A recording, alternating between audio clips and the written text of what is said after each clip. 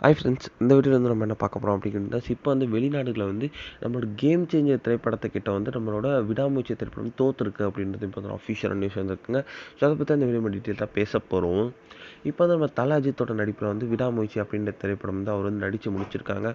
அந்த ஒரு இந்த ஒரு திரைப்படத்துக்கு ரசிகர்கள் செம்ம பெரிய ஒரு எக்ஸ்பெக்டேஷன்ஸ் இருக்காங்க அப்படின்னு சொல்லலாம். தலையோட செம்ம பெரிய ஒரு கம்பேக் இருக்குது அப்படின்றத வந்து இந்த திரைப்படத்தில் வந்து தெரிகிறது. இன்னும் வந்து இப்போ வந்து பொங்கலுக்கு வந்து நிறைய திரைப்படம் வந்து மோதிக்கிட்டு இருக்குங்க. ஸோ அந்த ஒரு வரிசையில் வந்து நம்மளோட ஒரு ராம் சரணோட கேம் சேஞ்சர், அருண் விஜயோட வந்து வணங்கான், அதுக்கப்புறம் இப்போ லேட்டஸ்ட்டாக வந்து விக்ரமோட வீர தீர சோழன், இந்த மாதிரி ஏகப்பட்ட திரைப்படங்கள் வந்து ஸோ பொங்கலுக்கு வந்து ரிலீஸுக்கு செம்ம ரெடியாக இருக்குது. இதில் வந்து நம்மளோட கேம் சேஞ்சர் திரைப்படமும் வந்து விடாமுயற்சி திரைப்படமும் வெளிநாட்டில் வந்து ப்ரீ புக்கிங் வந்து ஓப்பன் பண்ணியிருக்காங்க அப்படின்னு வந்து இப்போ அஃபிஷியலான நியூஸ் வந்திருக்கு. ஸோ ஃபர்ஸ்ட் வந்து விடாமுயற்சி திரைப்படம் தான் ஓப்பன் பண்ணாங்க. அடுத்தது வந்து கேம் சேஞ்சர் திரைப்படம் ஓப்பன் பண்ணாங்க. இப்போ வந்து என்ன ஒரு அப்டேட் அப்படின்னு கேட்டிங்கன்னா, ஓவர்சீஸில் வந்து நம்மளோட விடாமுயற்சி திரைப்படத்தோட கேம் சேஞ்சர் திரைப்படத்துக்கு அதிக டிக்கெட்ஸ் வந்து ப்ரீ புக் ஆகிட்டு இருக்கு அப்படின்றது இப்போ தான் அஃபிஷியலான ரிப்போர்ட் வந்திருக்கு.